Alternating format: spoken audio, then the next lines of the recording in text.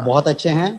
अ, सर्वप्रथम तो इस भाषा के उत्कर्ष हेतु इस शिक्षा के मंदिर ने जो प्रयास किया है, निश्चित रूप से आप सबका कार्य ये प्रशंसनीय है और आप सबको नमन करता हूँ, आपके प्रबुद्ध श्रोताओं को नमन करता हूँ। समय की अपनी सीमा है, मैं 4 पंक्तियाँ से माँ सरस्वती की वंदना करता हूँ और आप सब जुड़िएगा, मैंने कुछ माँगने का प्रयास किया है, आप सब जुड़िएगा। स्वागत है। अंधकार में समाया आज का समूचा विश्व, अंधकार में समाया आज का समूचा विश्व, इसमें जरा सा तो प्रकाश भर देना माँ। और पद भ्रष्ट हो रहे हैं देश के युवा हमारे, इनके लिए भी कोई राह गढ़ देना माँ, इनके लिए भी कोई राह गढ़ देना माँ। तो कालिका के खप्परों से आज ये निवेदन है कि कालिका के खप्परों से आज ये निवेदन है, फिर से गरल विषधार भर लेना माँ। और भारती की अस्मिता पे दाग जो लगा रहे हैं, भारती की अस्मिता पे दाग जो लगा रहे हैं, हाथों में लेके कृपाण प्राण हर लेना माँ, हाथों में लेके कृपाण प्राण हर लेना माँ। क्या पंक्ति पढ़ी है आपने? प्राण प्राण हर लेना माँ। मेरी कविता की भूमिका सिर्फ इतनी है कि मैं आपको सिर्फ और सिर्फ 1.5 और 2 महीने पहले लेकर जाना चाहता हूँ इस भारत की सड़कों पर, जब लॉकडाउन लगा हुआ था और ये प्रवासी मजदूर अपने घर की ओर प्रस्थान कर रहे थे। आपने टीवी में मीडिया के माध्यम से बहुत सारी तस्वीरें देखी होंगी दुर्भाग्यपूर्ण, बस उन्हें अपने जहन पे रखिएगा और मेरी ये कविता सुनिएगा।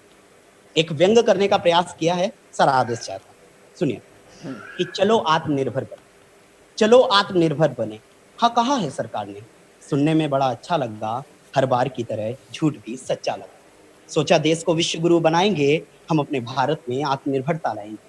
इस लॉकडाउन में अपने घर को सजाएंगे और अपनी मुसीबत का बोझ खुद ही उठाएंगे। मैं सोच ही रहा था, अचानक बाहर से रोने की आवाज आई। मैं सोच ही रहा था, अचानक बाहर से रोने की आवाज आई, मानो किसी ने मुझसे मदद की गुहार लगाई। बाहर जाते ही मेरी आंखें धुंधला रही थी और देश की सच्ची तस्वीर मेरे सामने आ रही थी। कोई नंगे पांव गर्म सड़कों पर चल रहा था, तो कोई छोटा बच्चा दूध के लिए माँ से मत चल रहा था। मैंने पूछा, ये कैसे हालात बना रहे हो, कौन हो भाई, इस लॉकडाउन में कहाँ जा रहे हो? बोला, हमारे हालात देखकर यहाँ सब मौन हैं और आप हमसे पूछते हैं कि हम कौन हैं।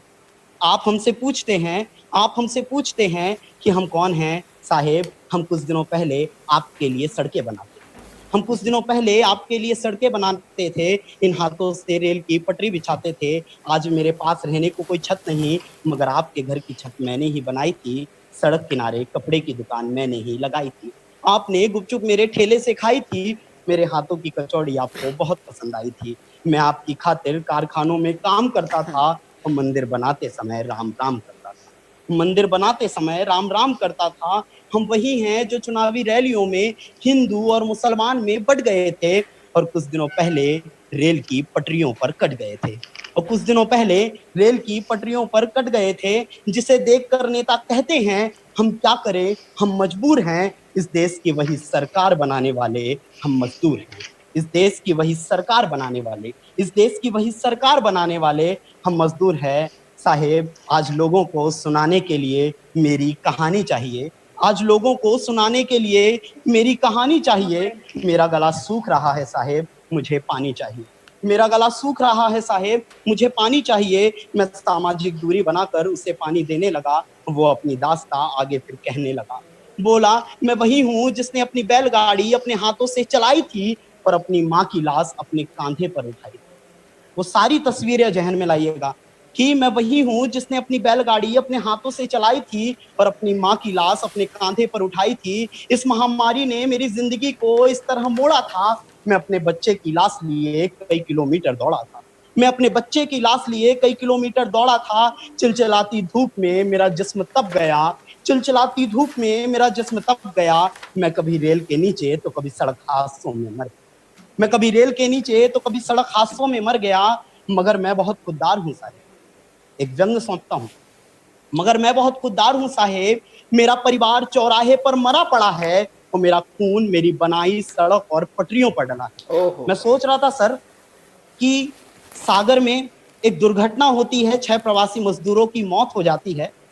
एक छोटा सा बच्चा अपनी माँ को, मरी हुई माँ को जगाने का प्रयास कर रहा था और 2.5-3 साल का बच्चा होगा। सर मुझे लगता है जब उस बच्चे की राजनीतिक चेतना जागृत होगी और जब वो हम सबसे सवाल पूछेगा कि ऐसा क्या हुआ कि देश में कोई भी समस्या आती है और अगर सबसे ज्यादा कठिनाइयां किसी को होती है तो हम वर्ग को होती है, वो हमसे जब ये प्रश्न पूछेगा तो शायद हम सबके पास कोई जवाब नहीं है कि जो बहुत बोलते थे आज वो क्यों मौन है। मैं यूं ही नहीं मरा साहेब, बताओ मेरे कातिल कौन है। मैं यूं ही नहीं मरा साहेब, बताओ मेरे कातिल कौन है। जब ये नेता टीवी के पैनलों पर बैठ लड़ रहे थे, उस समय हम देश की सड़कों पर मर रहे थे। उस समय हम देश की सड़कों पर मर रहे थे। और एक और व्यंग सौंपता हूं, उस समय हम देश की सड़कों पर मर रहे थे, मगर इन हुक्मरानों से कुछ मत कहना, मगर इन हुक्मरानों से कुछ मत कहना, ये हमारे काम आते हैं। अरे यही तो है जनाब जो हमारे मरने पर दुख जताते हैं, यही तो है जो हमारे मरने पर दुख जताते हैं। साहेब अब हम अपने गांव जाएंगे, अब हम अपने गांव जाएंगे, गांव में नमक रोटियां खाएंगे, मगर आपके शहर नहीं आएंगे। अपने खेतों में फसलें उगाएंगे और अपने गांव को आत्मनिर्भर बनाएंगे। और कह देना उनसे, हाँ कह देना उनसे कि भाषण देने से कोई महान नहीं होता, भाषण देने से कोई महान नहीं होता, और अपना बोझा उठाना इतना आसान नहीं होता, अपना बोझा उठाना इतना आसान नहीं होता। हम देश के सबसे मजबूत मानव संसाधन हैं, हम देश के सबसे मजबूत मानव संसाधन हैं, मगर हमारे पास कोई साधन नहीं। हम यहाँ कैसे रहे हुजूर, हमारे पास खाने को राशन नहीं। ये नजारा देखकर मेरी आंखें दंग थी, ये नजारा देखकर मेरी आंखें दंग थी कि हुक्मरानों की दिखाई तस्वीरें कितनी बेरंग थी, हुक्मरानों की दिखाई तस्वीरें कितनी बेरंग थी। और तुम्हें क्या लगा, तुम्हें क्या लगा ये श्रमिक अपना दर्द बता रहे हैं?